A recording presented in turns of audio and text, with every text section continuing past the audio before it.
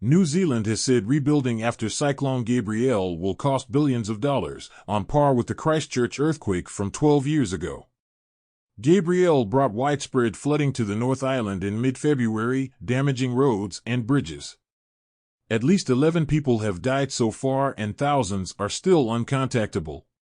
It's going to be the biggest weather event this century, with a billion-dollar price tag, Finance Minister Grant Robertson said.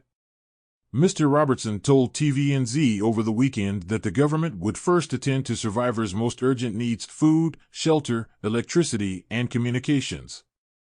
We have a long journey ahead of us to rebuild after this disaster, but we have the resources to do it, and we have the will to do it, Mr. Robertson said. Farmers lost entire harvests and herds to the floods, and authorities are still determining how much of it will be covered by insurance, said the minister, who is in charge of rebuilding efforts. On Monday, Prime Minister Chris Hipkins announced an additional $250 million New Zealand dollars to fix damaged roads and a $50 million New Zealand dollars support package to give immediate relief for businesses. New Zealand spent 13 billion New Zealand dollars, $8.1 billion, 6.7 billion pounds, to rebuild from the powerful earthquake in the South Island in 2011 that leveled much of the Christchurch city centre and left 185 people dead and thousands homeless. Mr. Robertson blamed the extent of the damage inflicted by Gabrielle on New Zealand's failure to build infrastructure that's resilient to climate change, adding that the current approach to adapt has not been sufficiently robust. Not even tens of billions of dollars in additional infrastructure spending over the next 5 years can fill in the gaps, he added. The deficit is so large, we will not be able to make up for it in the long term, he said.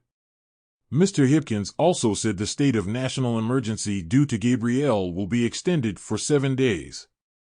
It applies to Northland, Auckland, Tairawhiti, Bay of Plenty, Waikato, Hawke's Bay, and Tararua. This is only the third time in New Zealand's history that the country has issued a national emergency declaration to speed up rescue and relief efforts. The last time was in the aftermath of the Christchurch earthquake. Mr. Hipkins said more than 6,500 people were uncontactable after the cyclone, but added that authorities knew that about 4,200 of them were all right. Around 15,000 people are still without power in the North Island, the PM said. About 70% of those are in Napier and surrounding areas. Gabrielle struck a few weeks after heavy rains flooded Auckland, also on the North Island.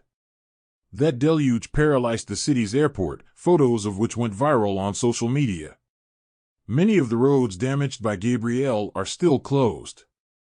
Tanker trucks cannot collect milk, some logging is suspended, and meat processing is scaled down, Reuters reported. The cyclone also disrupted picking in apple and pear farms, where annual production is valued at 1 billion New Zealand dollars. Many of these areas are still inaccessible. Farm damage could push food prices higher, adding pressure to inflation that's already running at a near 3-decade high of 7.2%.